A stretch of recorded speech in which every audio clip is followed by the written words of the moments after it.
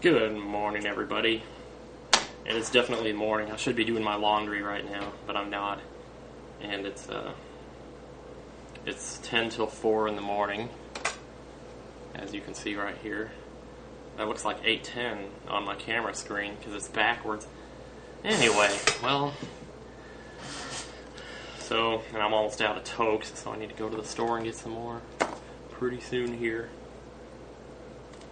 Dude, did it start over? I'm sitting here watching my DVR American Idol, and it just started over. I didn't know it does that. Jeez. Yeah, I tried to DVR Heroes yesterday, and it recorded the show, I think. It said Heroes as the title, and I had the episode description when I pushed the info button on it. But the actual show itself wasn't there. It was some guy talking about his book that he wrote or something. It's like, if your book is so great, then why do you have to talk about it on TV? I mean, whatever you could possibly say, shouldn't that be in the book? I don't know. Anyway, so I tried to call in and cast a vote at 3:50 in the morning, and I got a busy signal, so go figure. Maybe it's too late to vote. Maybe they closed the lines like 2 hours after. He said the lines were open for at least 2 hours after the show, so they were probably closed, I don't know. But if the lines were still open by any chance, and I was getting a busy signal at 3:50 in the morning, well, then that tells you, that says something. I was going to vote for Chris Sligh, which I guess I can see why people would hate me for wanting to vote for him, but you can't very well say that 11 people on that show sucked, because there was a lot of good performances last night. I wanted to vote for Chris Sligh just because of the Teletubbies comment he made, because that's what I've been trying to say for 10 years. And he just nailed it. He nailed the comment. Not necessarily the song. He did good on the song, too. Probably the best vocal performance was the last guy, or the 10th guy. I don't remember all their names. The one that sang Brian McKnight back at 1, he was really good. The beatboxer who did Somewhere Only We Know, they were saying that he did so great. I didn't think he did that great on that song, but it was a great song to pick, though. Oh, well, anyway. And the Moody Blues guy, the third guy, the son... Sorry, I don't mean to call him the fat guy. I'm so narrow-minded, I'm sorry. But Sundance Head, that's his name. And he did that Moody Blues song. And like clockwork, they just go after the song right away and say, oh, that sounds old-fashioned and like Dad at a wedding or something. Which is ironic, because it's my dad that turned me on to the Moody Blues. But they have some good songs. I mean, The Voice, I Know You're Out There Somewhere, they have some good songs. They shouldn't get written off like that. I'm not saying the Nights in White Satin is great. I don't think it's one of their better songs, but oh well. Anyway, well, I was going to talk about this, I don't know if I want to talk about it or not. Yesterday on the way to work, I hit a bunny on the way to work with my car. I ran over a bunny rabbit.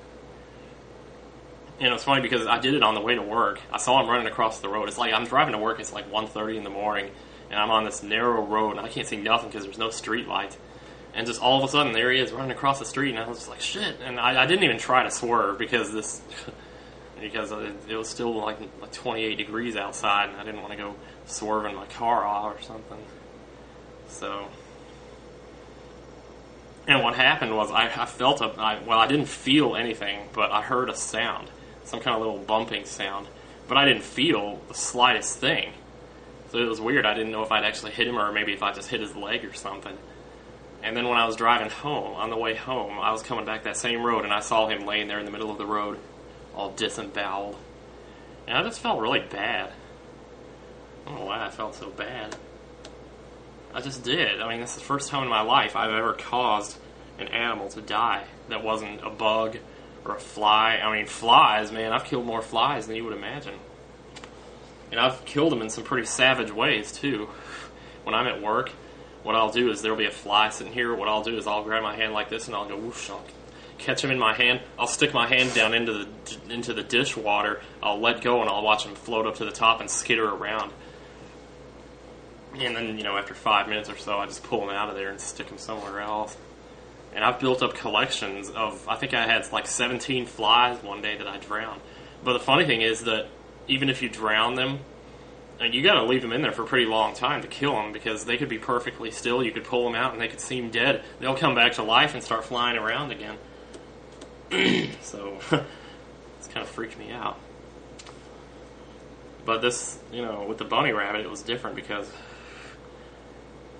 I've never even so much as inflicted pain on an animal in my life.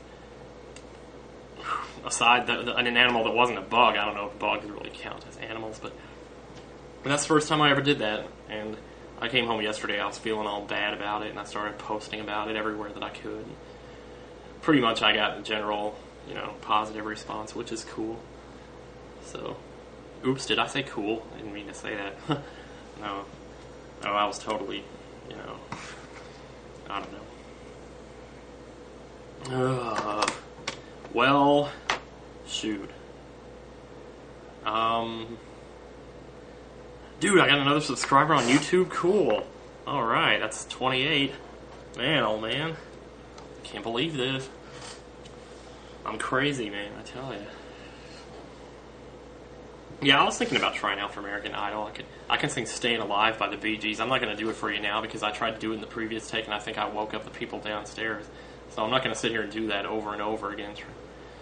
I'm not very happy with this take either, but I'm not going to sit here for 3 hours. I'm sorry, but I'm not doing that today. I'm just going to have to start accepting that I'm an idiot and that sometimes I make mistakes. So, boo-hoo. When I was going to cry for that rabbit, I was going to get a glass of water and put some tears or something because yesterday I felt like crying. Yesterday what I did is actually I got in the shower, and when I take a shower I pull the drain plug so the water collects in the bottom and it keeps my feet warmer. And and I was just done with the shower and the tub is half full, and I go down on one knee there in the shower and I start praying to God, and I'm saying Heavenly Father, forgive me for I've killed one of your beautiful animals. And I really meant it. I mean, I can't mean it in a video because that would just be too cheesy, but I meant it yesterday, and it made me feel better when I did it, which, much as I might logically debunk prayers and God and all I want, the truth is that every time I've ever tried to pray in my life, it has helped in some way. I can't always explain how it's helped, but it has helped. I don't know if that's just some kind of chemical that causes you to believe and that makes you better or what. I don't know. I mean, I'd hate to think it was that, but anyway, I better get off of here because we're closing in on 10 minutes, no doubt. You'd think I would use my timer, Every sentence I keep saying, I'm thinking, damn, we're closing in on 10 minutes. You better shut up or else you're going to pass the mark and you're not going to know it. And then, But usually on those first few takes, I overestimate how long I've been talking. And then I go back and I find out it's 6 minutes long. And then I'm like, yeah, 6 minutes. That's good. How long-winded I can be, I tell you. Well, the cigarette is also another way of timing myself. I smoke a cigarette in 8 minutes. So now that the cigarette's done, I think we're done today as well. So take her easy.